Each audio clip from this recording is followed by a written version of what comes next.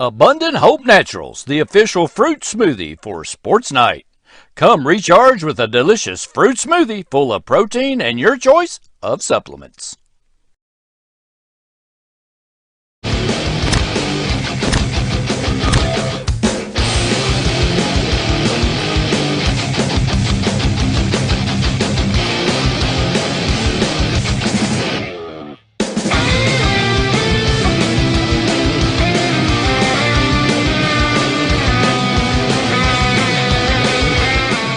Find out the latest Madison County sports information from Richmond Register sports editor Nathan Hutchison, coming up next.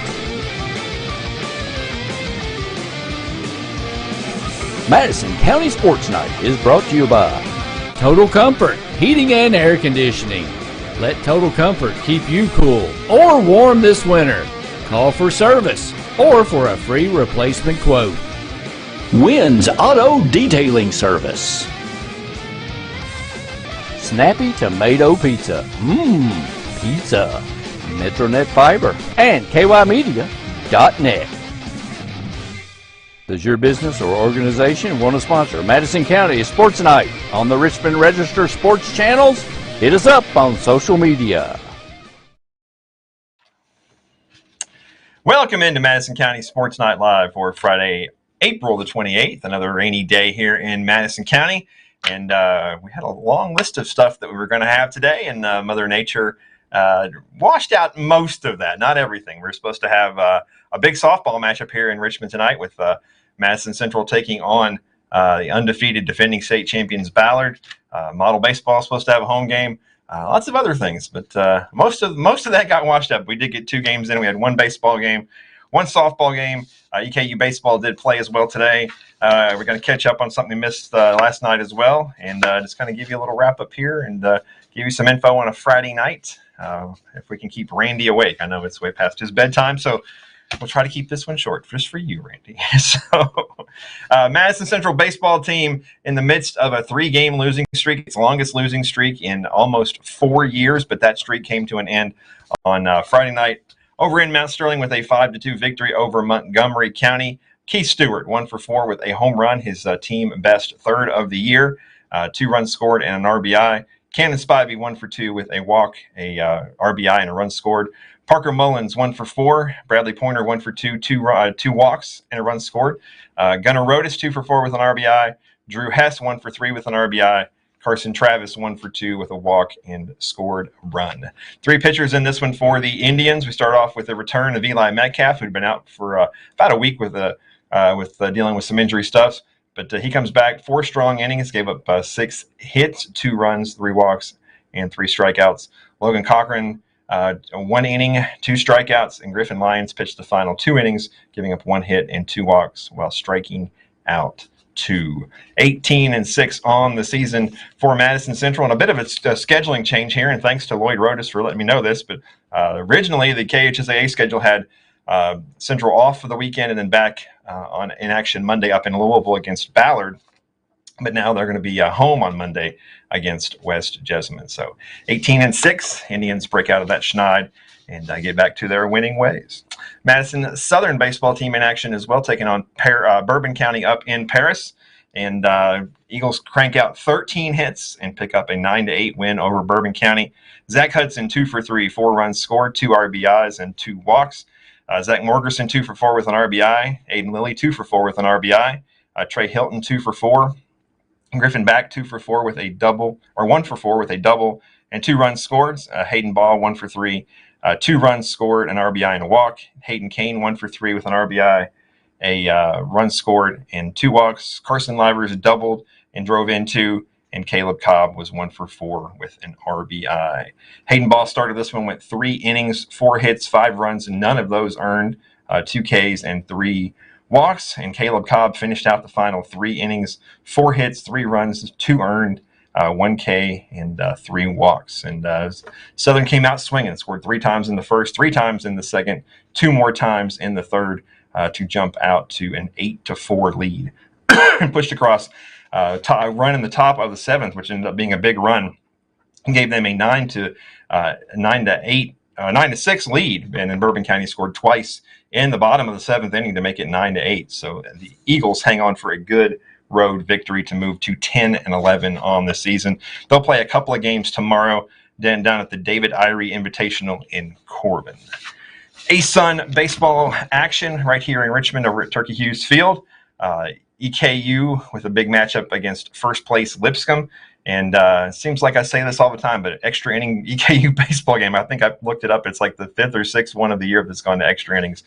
This time, the Colonels come up on the short end. Lipscomb scores 4 times in the top of the 10th inning and picks up an 8-4 victory. Roderick Chris 2 for 4 with a home run.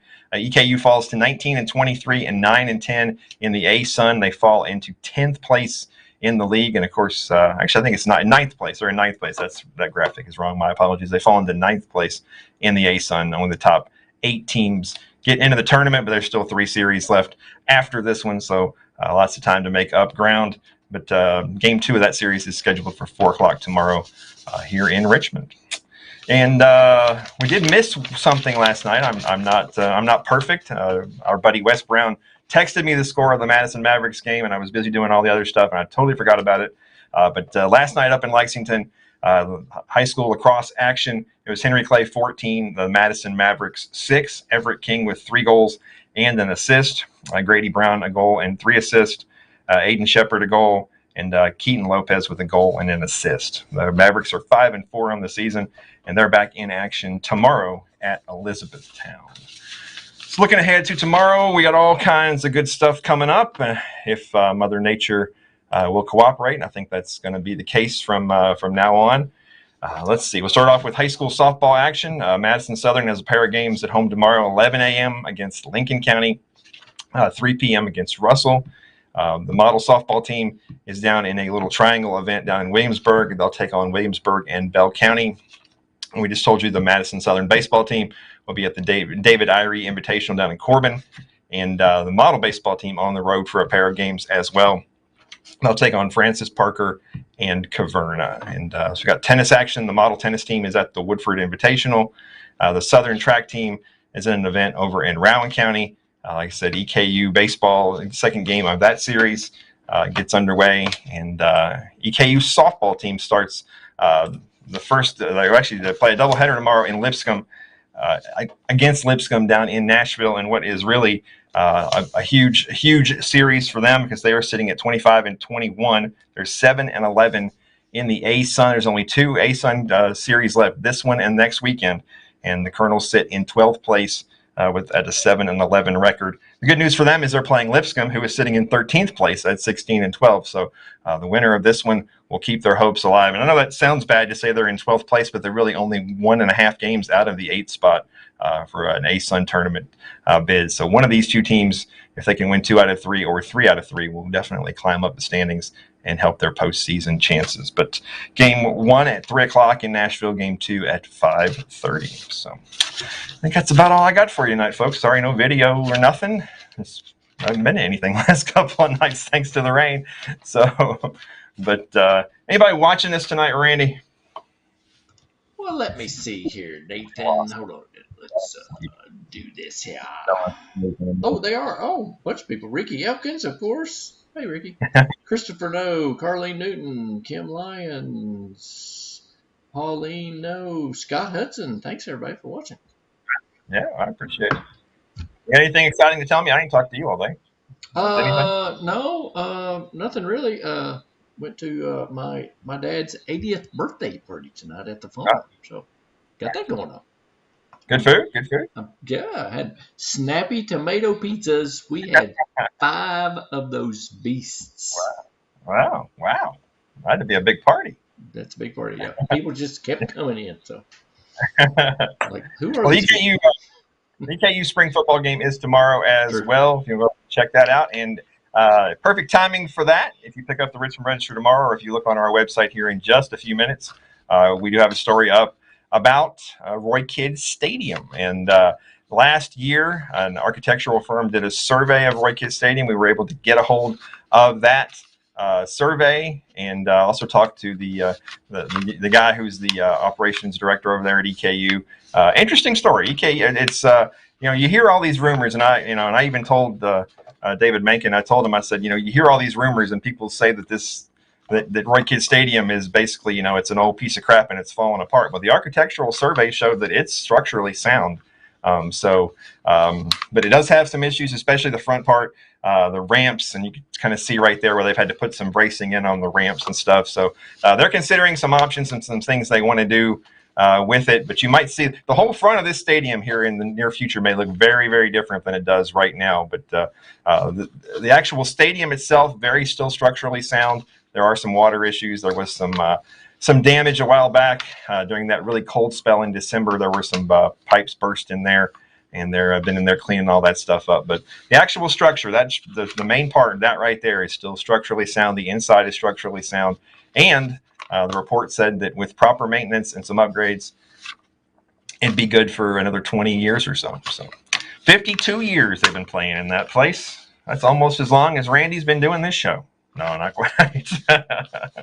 It just seems that way.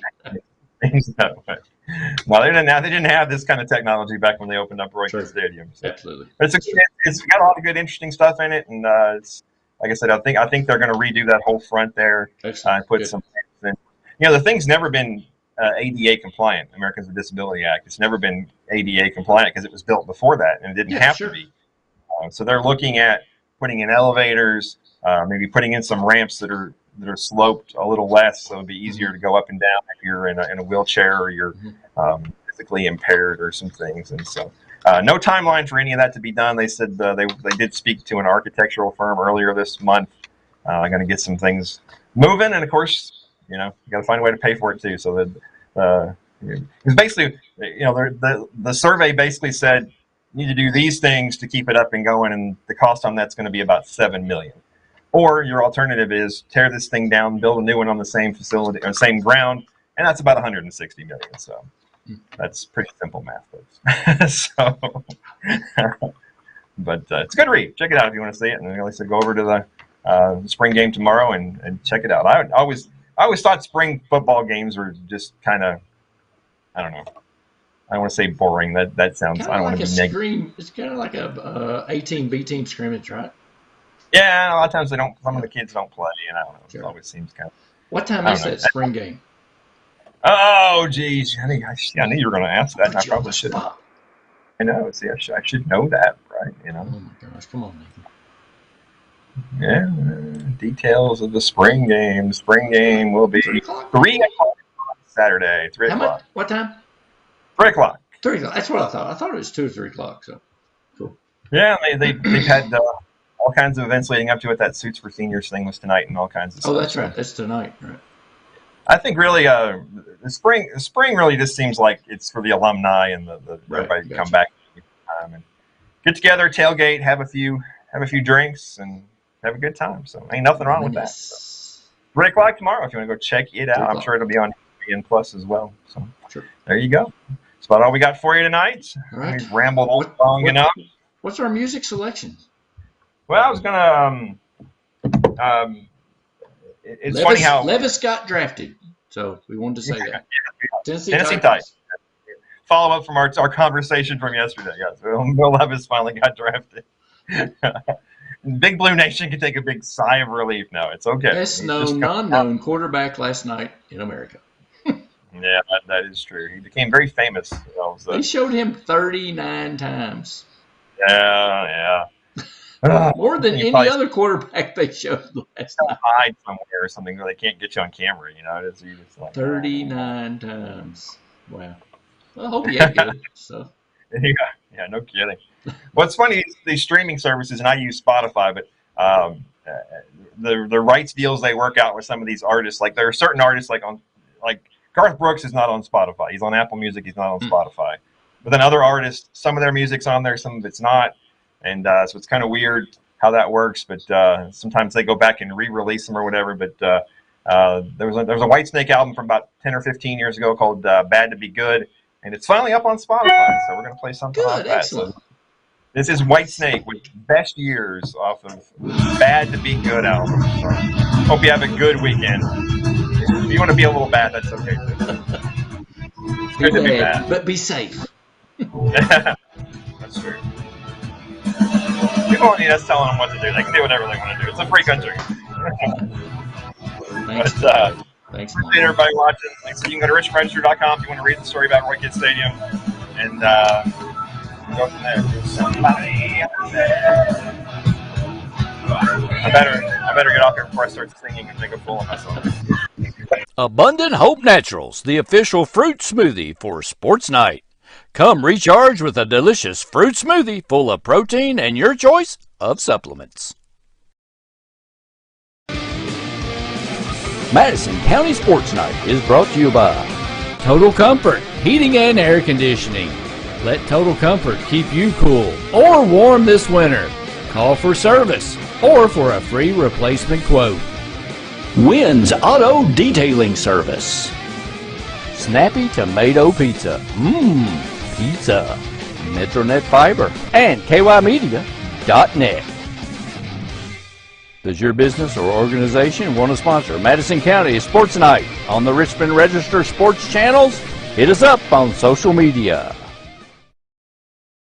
For the best auto service, see Ricky Middleton at Adams Buick GMC.